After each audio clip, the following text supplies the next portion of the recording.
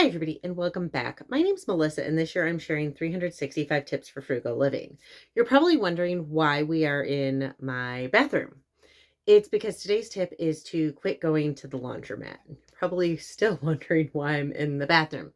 So, I live in a tiny home. I do not have space for a washer and dryer, even a stackable one, and I'm really kind of afraid if I were to install it, I don't have like the normal electricity, so I don't want to have my house have an electrical fire.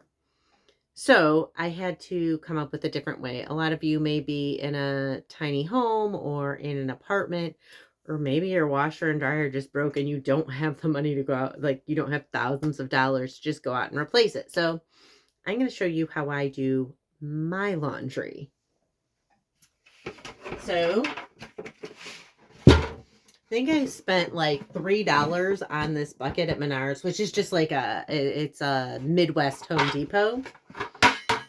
And $1 at Dollar Tree because, back in 2020, maybe it was $1.25, but I think in 2020 it was still only $1. You're going to want to get like the sink style plunger. And then I just drilled a bunch of holes in it. Make sure, do not get a used plunger. This is something you go out and buy new because yuck. So I'm going to kind of turn you towards the tub and show you exactly how I do this. Okay, so I have to fill the bucket first. I always start with hot water. I pretty much do all hot water in it. And then I have a quarter of one of my earth freeze sheets. And I put that in. And then because I'm actually washing my coats, for most of them, I'm hoping the final time this year. It's the end of February as I'm filming. And so I will probably still use one of them. But okay, that was a little bit more than I wanted. Normally I just use about that much, maybe a little less of I already mixed it. It's borax, baking soda, and OxyClean. Will warn you, this method does mean that you have to wash your tub more. And for any of you wondering, yes, I do have 3 of the same coat. I liked the first one, and then I got the other 2 on clearance because it was super comfortable, and I don't like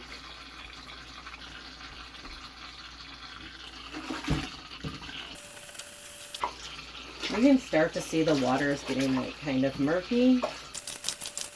Okay, so before you question this method, I just want to let you know ahead of time. It doesn't matter where I wash these coats. They're white, and I hike and I nanny, and I've gotten these coats absolutely filthy over the course of since 2022. So over the course of 2 to 3 years, and they're white, and but I didn't want to show you laundry where I did stuff that was more personal. So I just do this. I'll do this for about 5-ish minutes, and then I'll let them sit overnight to really get like soaked and get all the dirt out. If you ever watch your washing machine, which I have done before, a lot of it is just sitting in water. And so by doing it this way and doing it overnight, they essentially get a really long soak in the soapy water cycle. So then the purpose of the plunger is to agitate it and to just kind of push the soapy water through the fabric. And you can see in this, but well, I don't know, maybe you can't see. Okay, but if you look over here, you can see that water is starting to get really murky. It's because all the dirt is coming out of the coat.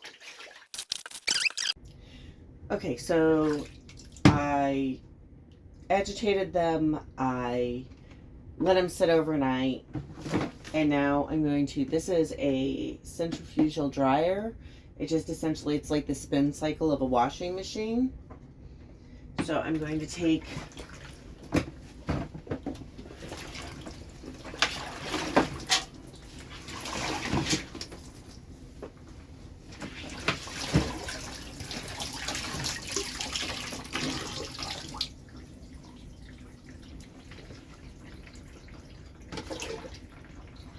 I just kind of wanted to show you how very dirty this water got, so you can see that it actually did clean. So just kind of like, let's see, is that, okay, you can't really see it coming out, but you can see in there, like, it's really dirty. I guess you can kind of see it in the tub. So I have these in there. I'm going to dry that in a minute. I then rinse this bucket.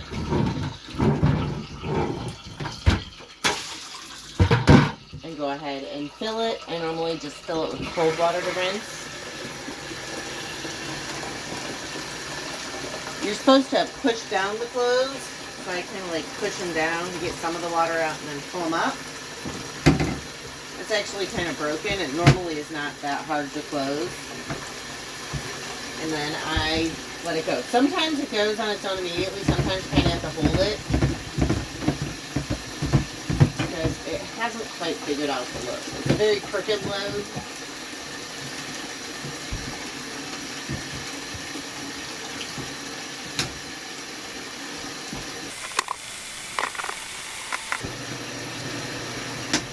I essentially need to get it to the point where it's spinning fast.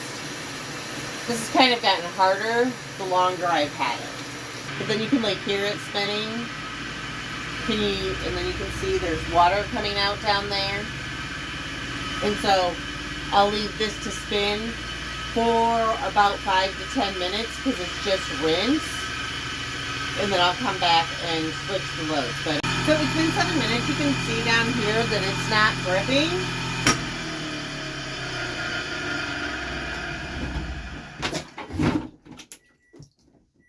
Sorry, my timer is going up because I'm a forgetful person. I will forget to do this.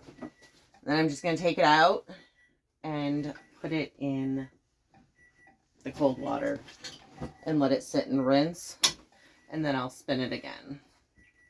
Okay, so these have sat in rinse water for about 20 minutes. I mean, just however long it takes me to eat breakfast, make my bed, and put on clothes.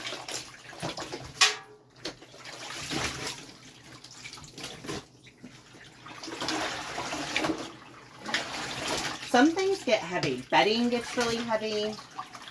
Towels get fairly heavy. And these coats get heavy because like this little area here pops out and holds water. But I am just going to, sorry, my hair keeps falling out. I'm going to see if I can do this where you can actually see what is happening the whole time. So this kind of broke. So I just pull it out and push down. Normally it's a safety shut-off thing, so you can't like open it when it's spinning and stuff, but we'll see if this works or if I have to get up and push on it. It is supposed to kind of self-center or adjust or whatever, like self-balance, but sometimes it just gets stuck in that. Okay, I give up. I have to do this.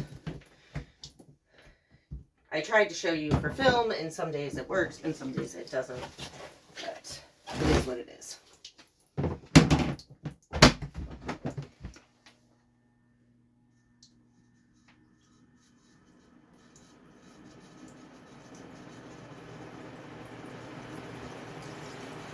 And so you can kind of see a lot of this is like a done by feel kind of a thing. I don't want it to slam into the side of my tub and break it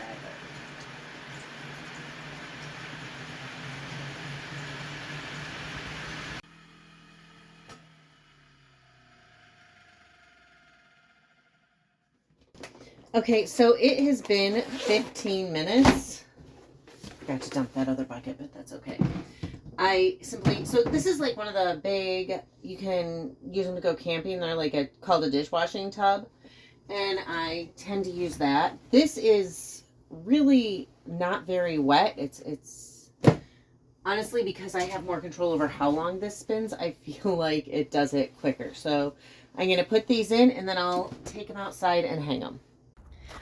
Okay, so I have washed the clothes, I have rinsed the clothes, I've spun the clothes. Now I simply come out to my line and hang the clothes. It's not as hard as everybody makes it out to be. You can, with Coach, you can do one of two things. You can either shake it and spread it out all this way so that it dries really quickly, which is what I think I actually might do on this case. And then that way it just has more room and air circulation. If you alternatively were to kind of fold it like that and follow the line of the coat, then you're going to have overlapping fabric. Which actually I'm going to do with this one, because this one I care more about the shape, it holding its shape. Sorry, this is like an absolutely horrible angle. Okay, so the other option is to fold it in half, zip it up.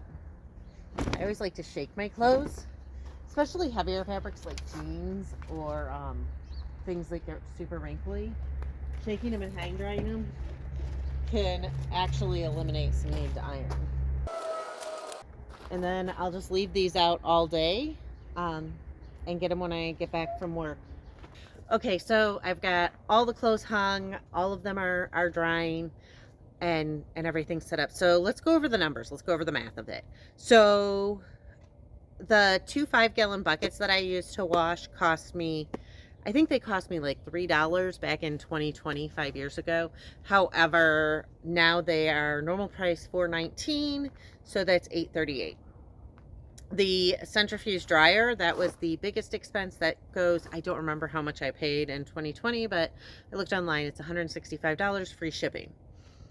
The umbrella dryer, which is this spinny thing, that cost me $50, or well, I don't remember how much it costs. It costs $50 now online. And then the plunger, $1.25 at Dollar Tree. So all in, that's $224.63. So another, I am sorry, this is like my third take. I keep getting trained, so we're just going to try and go through it. So under $225, I got my laundry set up.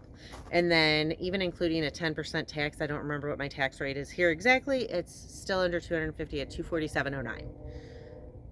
So the laundromat near me, it's $4 to wash. That's a top loading washer, and $2 to dry minimum. It's like 4 or 5 minutes for a quarter. So even then, your clothes may not be dry. On top of it, we have the complication of we have refineries near us, and people will wash those clothes, like the coveralls and stuff, in the washer. So we'll get tar, oil, grease, gasoline, all coated in the washers. Washers and dryers, lots of sticky stuff. I was ruining an average of 1 article of clothes every week in the laundry. So there was that additional expense too. Plus those dryers, they frequently will end up running hot. So they'll burn up your clothes, they'll shrink your clothes, they'll tear your clothes, they'll make them wear out faster in general. So 5 to 8 loads a week, that's $30 to almost $50 a week. So I did the math, that's 7.5 weeks to pay it off. If you include tax, 8.23 weeks for me to pay off this setup. So in approximately 2 months, I managed to pay for a setup so I don't ever have to go to the laundromat again. And if that expense is a little too big for you, the big expense is the dryer, and you have 2 options there. You can either wring your clothes and save your laundry money every week until you get there, or you can go to the laundromat and wash, save the dryer money, and use an umbrella dryer. And then or you could use something like Afterpay or Klarna. I normally don't advocate for things like Afterpay or Klarna because normally I feel like you should try and make sure you have that money up front. However, if you're going to be able to then take your money that you would be spending at the laundromat and instead use it to pay off that purchase in a few weeks, then I could see that as a justifiable expense. So anyways, 2 months to freedom from going to the laundromat and not having to pay for it again. I have had my equipment for, it'll be 5 years in June, so I am about 4 months shy of having had this set up for 5 years. It has been tricky at times, but I keep going, and it saved me so much money over the course of the years. You figure 30 times 50 is $1,500 a year that I am saving doing my laundry at home versus going to the laundromat. Anyways, again, my name's Melissa. This year I'm sharing 365 tips for frugal living. If you want to hear more, please hit like and subscribe, and I'll see y'all tomorrow.